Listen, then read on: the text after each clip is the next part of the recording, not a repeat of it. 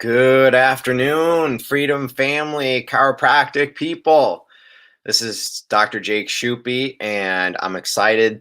This afternoon, we're going to be doing the Align Your Health book study review. We're going through chapters 1, 2, and 3 today. And I'm going to wait a second, see here who's hopping on, making sure that this is working properly. Awesome. Good. We got some people jumping on here now. So we're for the month of May, we are doing a book study on the Align Your Health book that goes through Max Living's 5 essentials, just further understanding how ourselves and our family can get healthier and how we can help other people do the same thing. So we are breaking down this book into 4 sections. And over the next 4 weeks, we'll be going through the whole book together. So I hope you read, and we're supposed to read through page 50, which is the first 3 chapters. And I want to encourage you guys right now, or as soon as you jump on, say hi here, and maybe tell me a couple of things that you learned or something that you thought was exciting, or maybe a great piece of research. Hey, Sandy, good to see you. Some more people can jump on and whether you had a question, might be able to answer some questions on here, or something that you really thought was just interesting to you. You can post those on here, and we'll try to incorporate some of those in. But I'm going to lead us off today with chapter 1 and some of the take-home points that I thought were really, really important. So, first chapter, diving right into it, is called Modern Health in Disarray. And basically, this chapter really started off to explain how the health of Americans is really, really poor. And he says in this section that years ago, it would take a lot of time to really even wake people up and convince people that Americans were really unhealthy, like almost like we were so blind to the fact that people didn't believe it. Well, now most people are woken up to the fact that we've got a lot of work to do. We have a broken healthcare system. There's a lot of sick people. And I want to just share a few of the stats that I thought were pretty alarming. One of them, the CDC estimates that 80% of all adults in the US don't meet basic exercise requirements. 80% of people, they don't even move their body on basic requirements on a weekly basis, which is just crazy. Very sedentary lifestyles. And then also it said, this one was even crazier to me. 40% of adults don't eat a fruit or a vegetable every day, not even once a day. So that was from the CDC in 2017. Our healthcare costs are going through the roof. So we've got some really, really sick people. Something else I wanted to share was that in the foreword by Dr. Mark Hyman, that he was talking about something called diabetes. So people who have either pre-diabetes and diabetes, it affects 1 out of 2 people and 1 out of 4 children. 86 million people are pre-diabetic in America. 86 million. So I think we're like, 350 million people in the country, and 86 million are pre-diabetic, but have no clue because they're asymptomatic. So that is definitely a wake up, telling us we have a huge problem, and really giving us an idea how bad things really are. Also, we spend $3.2 trillion per year on healthcare, and 10% of that is just on pharmaceutical drugs. That's trillion with a T. So I tried to do the math, and I don't know if it's right, but that means if 10%, that's like $320 billion on prescription drugs every single year.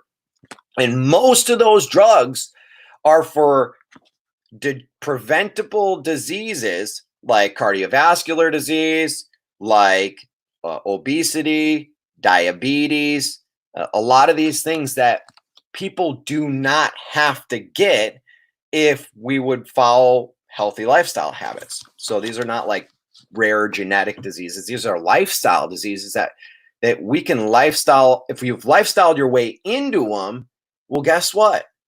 You can, most of the time, you can lifestyle your way out of them and get better again. So that was just some statistics that I wanted to share that I thought was pretty interesting. If anybody wants to share something that they thought was interesting in this first chapter, I'll hop on and I'll share something or comment on that as well. We'll continue here. One of the other things that it talks about in this chapter is that really led into the health of America declining over the last, several decades. Really big factor that played into it was nutrition guidelines and nutrition recommendations. So I'm going to read straight from the book in chapter 14. It says, the low-fat, high-carbohydrate diet may well have played an unintended role in the current epidemics of obesity, type 2 diabetes, and metabolic syndromes. This diet can no longer be defended by appeal to the authority of prestigious medical organizations. What this is saying is that, and I've been saying this for years, I think one of the worst things that ever happened to the health of this country, and really the country as a whole, was this old food pyramid that told us to eat all these carbohydrates and that we needed, 8 to 10 servings of carbohydrates on a daily basis. And it's one of the main reasons why we have so many inflammatory and degenerative diseases happening right now. And it just was based on bad information that we cannot be consuming that many carbohydrates. I really believe that. And that's what the research tells us, is that, we need a lower carbohydrate intake if we want to be healthy people. So the low fat diet was definitely something that was brought up in here. And it just doesn't make sense. If people were following this, and we should be healthier, not sicker.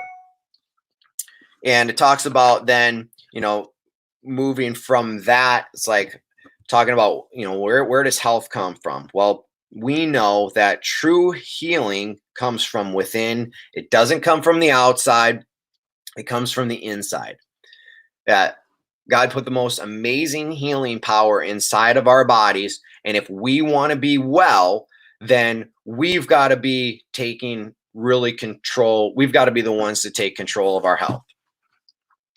And there brings, we need, if there's a problem, then we've got to have a solution. And basically the last part of this chapter, the solution is the 5 essentials. The solution is, well, how do we live this healthy lifestyle? What sort of system can we follow that will lead us to build health and not just lead us down a road of sickness, disease, and destruction and suffering? And that's why I love the 5 essentials of max living, is because it gives us a real system to follow of how we can be well. So we'll break down the 5 essentials here. And we've got chiropractic at the core. A lot of times, still in culture today, people think of chiropractic as just like this service you use periodically for like back pain or neck pain or something. And we'll talk more about chiropractic in chapter 3. So that's what it's all about, but just kind of introducing it here. Chiropractic is a necessity. Taking care of your spine and your nerve system, it is an essential to an ideal, optimal, healthy lifestyle. So chiropractic, nutrition, the foods that we eat obviously impact our health on a huge basis. Our mindset, this is an essential as well. The thoughts that we think, the stress, what we believe about health and how we view our health will then play into how we take care of ourselves. So mindset. The 4th one is oxygen and exercise, the right type of movements and getting our body fit. And then the 5th essential is minimizing toxins. So getting toxins out of your internal and external environment, avoiding medications as much as possible. And when you really take these 5 essentials, you understand them, you dive into them, you can really see transformational changes. And that's why people in our clinics, they see even more, even huger changes than just, just from the benefits of chiropractic care, is applying all 5 of these essentials. And that's why, tuning into calls like this, that's why, like, coming to workshops and coming to live events where you're continually learning about all these things, it's no coincidence that these people are seeing the best long-term changes. All right, some more people are tuning in here. What's up, JV? Hey, Becky. Cliff, you're watching. Hello, good afternoon, sir. All right, so that's pretty much chapter 1 going through. It's called Modern Health in Disarray. Let's move right into the main points from chapter number 2. So chapter number 2 is called The Shifting Perspectives. And I was really excited when I was reading this one the other day, because this talks a lot about the philosophy. So your philosophy on health, and it breaks down what they call a mechanistic viewpoint on health, or a mechanistic philosophy, and what I believe to be, the best way to view it, which is a vitalistic philosophy on health. And here's the thing: you get to choose your worldview. Like, nobody's going to force you to view one way, but what viewpoint aligns most with how you want to live your life.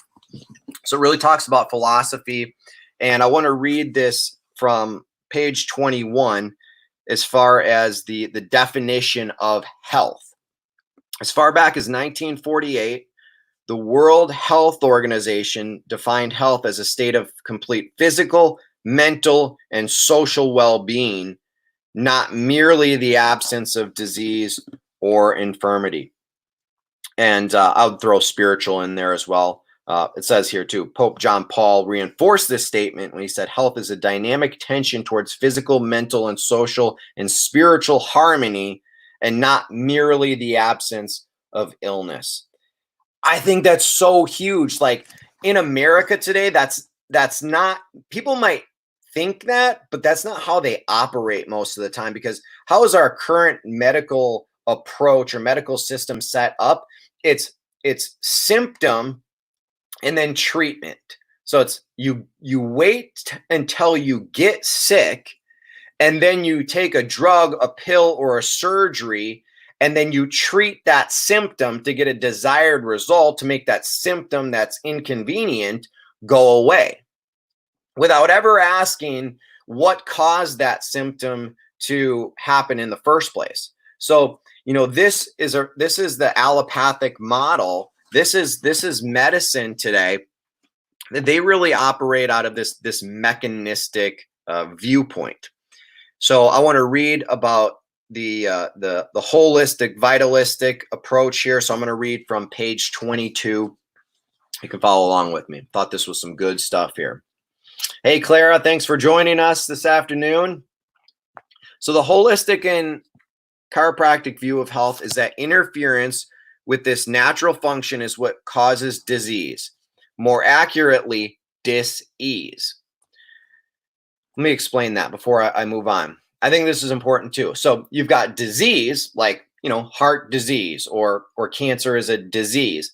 But then there's a difference, like, it's dis-ease, because ease is the state, the natural, harmonious health expression of the body. You're at a state of ease. Anything that interferes with that is called dis-ease, meaning the body is no longer at ease. So that's what they mean when they say dis-ease. So more accurately, dis-ease, even when an illness is not diagnosed, anything that sets our bodies, minds, spirits, and emotions on edge is dis-ease. And to the Max Living philosophy of health, it's an effect of interference. This can also be described or is associated with the philosophy of vitalism, in contrast with the conventional or more mainstream philosophy of health, which is rooted in mechanism. So mechanism is allopathic, seeking to treat and repair. It views the body as a collection of matter, protons, neutrons, and electrons, the tissues and organs as parts. Mechanism can be put under a microscope and they measure and they quantify visible changes, right? Vitalism, however, on the other hand, is less tangible. It is concerned with the unseen energies that connect the cells of one's being. It recognizes that some things won't show up under the microscope, that humans are unique, and even though our mechanics are similar, we are different. Mechanism looks at parts of the body. Vitalism looks at the life in the body. Mechanism studies populations. Vitalism studies individuals. Mechanism deals in matter. Vitalism deals in life. So the way I think of this is that, mechanism just looks at all the individual parts and adds them up and says, that's the total quantity of things. Where vitalism means that our body, this living, breathing, spirit-filled, life-filled organism is a greater, its sum is greater than the addition of its parts, because we have a life force inside of us. And so this is like a starting point for vitalism. And we are looking at, like, let's say you get a symptom, like you have high blood pressure, for example. The allopathic mechanistic approach says, oh, your blood pressure is high. That's bad. So here's what we're going to do. We're going to find a treatment, aka a drug, that's going to forcefully try to lower or get rid of that symptom.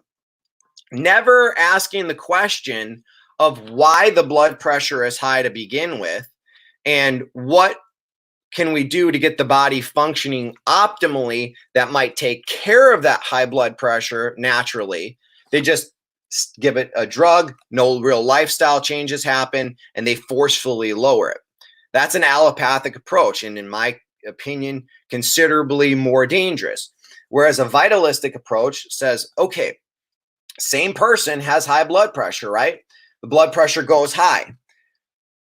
Vitalistic mentality would say, okay, why is this blood pressure high? What is going on with this person right now? What is going on with this organism? What interference? And you could look at the 5 essentials. Which of the 5 essentials is not happening properly for the ideal health of this person? And therefore, oh, you know what? They've been eating bad. Oh, they're not getting adjusted. Or, oh, they're doing these things good, but hey, this person's not exercising. They're sitting on their butt all day long, so they're not moving. And this could be one of the things. They start exercising. Oh, guess what? The blood pressure starts coming down because they're correcting the root cause of the problem, removing the interference to the body, and therefore allowing the body to heal itself. See, the goal was to never forcefully lower the blood pressure. The goal was to remove the interference to allow the body to do what it needs to do to adapt and therefore be healthy. Does that make sense? Are you guys following with me here? Can you see why this is one of my favorite things to talk about? It's because when you understand this, when you start thinking vitalistically, when you start thinking like root cause approach and seeing the human body as this intricate organism that all works together, and you look at everything, it's really exciting because then you can better apply these 5 essentials. It all starts with proper mindset and how you view your health. All right. So, but you get to choose. If you want to take a mechanistic allopathic approach to health, go for it. But you've got to understand that each of us has a philosophy of how we think and how we take care of ourselves and our family. So it also goes on, chapter 2, called Shifting Perspective, talks about the 3 T's, or the 3 sources of interference. So there's physical stress, there is chemical stress, and emotional stress. And all 3 of these, or a combination of them, are what lead to interference and can lead to causing subluxations and nerve system interference in our body. So, of course, when you think chiropractic care, most people think, oh yeah, the physical stress, that's easy. That's traumas. So these traumas, of course, can affect the spine, interfere with the nerve system, but same with chemicals. There's so many drugs, there's so many things that we come into contact with in our environment that are toxic, and just coming into contact with toxins can interfere with your neurology and cause dis-ease. And then our emotional stress. This is a huge one today. I mean, there was a quote in here before that said something like, we live these fast-paced mental we have a fast-paced mental environment, but we have a slow-paced physical environment. I mean, people are really, really stressed out. So these are the three sources of interference: physical stress, chemical stress, and emotional stress. And in chiropractic, we call those the 3 T's: thoughts, traumas, and toxins. So, when people ask me, well, Dr. Jake, what causes these subluxations? What causes people to be sick? It's the 3 T's: thoughts, traumas, and toxins. All right. Anybody want to share something that they learned from the first 3 chapters? Don't be shy. I know we got some people on here that have read and can share something. I'd love to share my insight on whatever you're learning, and it always further ingrains the things that you've learned into your lifestyle when you share them and discuss them. So somebody be brave on here and share something with me. All right. So that's pretty much most of chapter 2. We're going to dive in and finish up this discussion today with chapter 3, chiropractic at the core. So this is page 33 through 50. And it breaks down. I like it because it has some great anatomy in this section, and just understanding the structure of the spine will then help you understand how it works and why it's so important and why it's a vital necessity. So essential number 1 in Max Living, it's core chiropractic care. And it goes through the 3 different sections of the spine. So you've got your cervical spine, your neck. You've got your thoracic spine, your mid-back. And then you've got your lumbar spine, which is your lower back. So most people, the average spine has 24 movable vertebrae. You got 7 cervical vertebrae, 12 thoracics, 5 lumbar. It's 24 movable bones. And then, of course, you got your skull. And then you've got your sacrum, which is called your tailbone as well. And then your coccyx as well. But as far as the actual vertebrae, 24 movable bones in the 3 sections. Spine has to be straight from the front. From the side, should have 3 nice flowing curves lined up and moving freely. But why is the spine so important? The spine is so important because, as it talks about on page 33 here, chiropractic is concerned with the nervous system. It's all really about the nervous system because the spine influences the nerve system. Yes, the spine by itself is also very important. It's a hard structure. It's protective by nature. It protects the spinal cord. It's muscles attached to it. But the reason that the spine is so critical to your health, to keep your spine healthy, is its direct influence on nervous system function, because your central nerve system controls every single function in your entire body. So that's a great understanding as far as is knowing why chiropractic and your spine is so important, because a lot of people today, if you ask the general public, they're like, hey, why would you go to a chiropractor? And they'll be like, well, I heard it's good for your back, or I heard like it can help with headaches. But the real understanding is that your spine's so important, chiropractic is so important because it enhances your central nervous system and brain function. And is your brain important to your health? Absolutely. It's the most important. So that's some good takeaways from this chapter. The other thing is that understanding when your spine is not in proper alignment, these are called spinal subluxations. And that's a word that you definitely need to know. And part of your language is spinal subluxations. And these subluxations are when the spine is not moving properly, like if it's restricted or if it's misaligned or a combination thereof. So restricted and misaligned, then those misalignments or restrictions cause nerve interference. They negatively affect your nervous system and they can cause unnoticeable symptoms. Like you could have problems developing for years and you may never know about them until it gets really, really bad and you're in a terrible health crisis from spinal subluxations. Or it can cause direct noticeable symptoms very soon after onset. Either way, you've got to know that if your spine is not taken care of, not moving properly and misaligned, these spinal subluxations, they block or interfere messages from your brain going out to your body.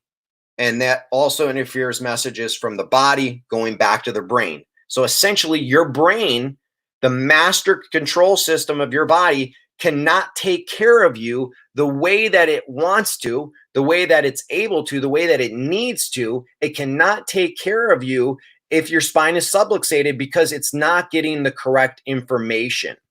It's like having, it's incomplete information and it has to fill in the gaps. And when it has to fill in the gaps, that's when sickness and disease start to occur the longer that these subluxations stay there. Oh man, this is good stuff right here. Let me know that you're out here, guys. Give me a high five. Give me a thumbs up. Hope you're doing good. There we go. It's all about the brain and the nervous system. Hey, Crystal. Hope you're doing good. Let's get into some more things here in chapter 3.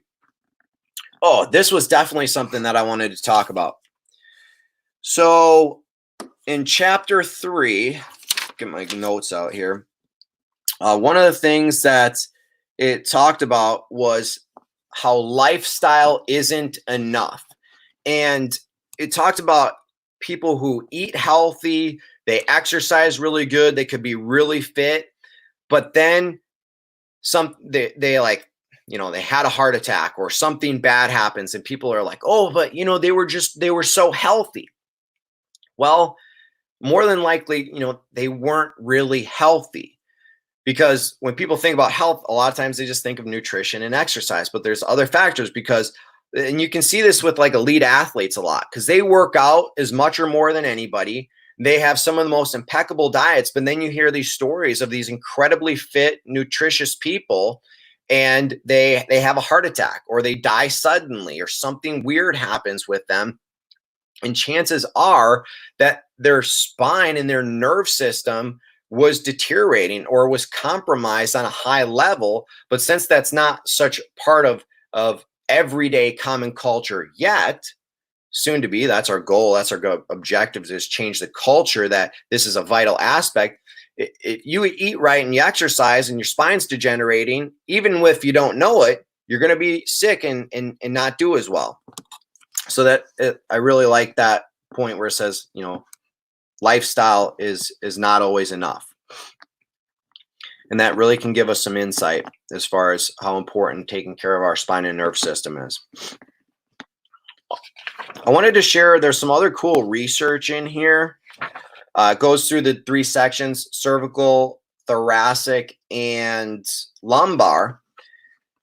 And when I was on the immune system webinar this past month, I shared some good insight on how adjustments in the thoracic spine boost the immune system. Today, I wanted to go over the cervical region, and I thought this was awesome because this gives us not only some exciting things about how powerful a cervical adjustment is, but it also gives us some more of the philosophy of chiropractic. So get this, I'm on page 40 right now. It's in the section from the spine to the body. It's talking about the cervical spine.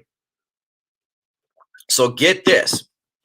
In 2007, the researchers at the University of Chicago evaluated the effects of a single adjustment on the highest cervical vertebrae. That's C1, it's the atlas, top bone in the neck.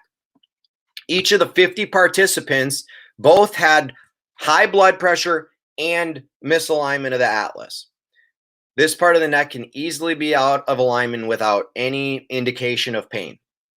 So the patient's blood pressure was checked right after the adjustment and again at 8 weeks. And the results were phenomenal. Blood pressure reduction was similar. The blood pressure reduced as much as if people were taking 2 different blood pressure medications combined. That's how influential the adjustment was for blood pressure. That was from one adjustment, that it reduced it right afterwards significantly and was still better after 8 weeks for most people. So it lowered the blood pressure, right? Well, let's move on. Another study in 2012 that looked at blood pressure again in the cervical spine. So they adjusted, but these people they didn't have high blood pressure, they had low blood pressure. So what's going to happen here? Well, what they saw was that the people who got cervical adjustments, their blood pressure increased. Their blood pressure went up. So these people over here that had high blood pressure, when they got adjusted, their blood pressure went down. These people who had low blood pressure, they got adjusted, their blood pressure goes up. So which one is it? What does chiropractic do? Does it lower blood pressure or does it raise blood pressure? The answer is both. Why? Because chiropractic, it's not a treatment for blood pressure. Our objective is not to forcefully raise it. Our objective is not to forcefully lower it. Chiropractic's objective, correct the subluxation, remove the interference, and allow the body to do what it needs to do to get healthy again. And that's why you'll see it do both. The statement here, it says the adjustment is for the person so that the body's own innate wisdom can better track towards what is normal for him or her. So it's the fact that the adjustment helps the body adapt and it becomes more normalizing for blood pressure. It's not just about raising it or lowering it. So whether you have high blood pressure, whether you have low blood pressure, what should you do? Or if you have any other symptom or problem for that matter, remove the subluxations, get regular chiropractic care, do spinal home care exercises. Taking care of your spine on a regular basis is critical for your optimal health. I thought that was pretty awesome. Some good stuff in here. The lumbar section, it talks about things that we know about already, like how it helps with back pain, which is very obvious. And there's a ton of research today. Like, years ago, people would say, oh, there's no research for chiropractic. It's just a bunch of hogwash. And it's like witchcraft stuff and, got called all sorts of different names. That's not true. Like, there is so much research today. And, maybe, 30, 40 years ago, there wasn't as much as there is now. But there was research then. There's research now. It says in PubMed has over 7,000 studies pertaining to chiropractic care. There's even more if you want to go to chiro.org. There's entire journals and tons of studies that look at not just things like neck pain, back pain, and headaches, which, unfortunately, a lot of the profession is just like relegating themselves to like a natural pain reliever, which we know chiropractic is so much bigger than that. It helps with all sorts of different things. In the book here, it talks about one of the greatest researchers today in chiropractic. Her name is Dr. Heidi Havoc. And some of the things that she's looked at is some really cool stuff. How chiropractic helps with asthma, blood pressure, and brain function. That's the thing today in chiropractic. That's what we get. That's what we, subluxation-based chiropractors get all excited about today, is how chiropractic influences and enhances the brain. It's not about pain. It's about brain. because when you get your spine adjusted, you can get your brain functioning better, all aspects of your health will improve. So that was some more good stuff from chapter 3 called Chiropractic at the Core. And that's all I got for you guys today. So that was the first 50 pages. There was also a great testimonial in chapter 3 at the end of it, the Cobb family, where if you haven't read that yet, definitely read that testimonial. It starts on page 48, how this mom and this family found chiropractic care. And they started sleeping better. The kids started doing better in school. It helped with ADD. The child was colicky. Basically the colic went away. Read the testimonial. It's awesome. I love hearing the stories of life change.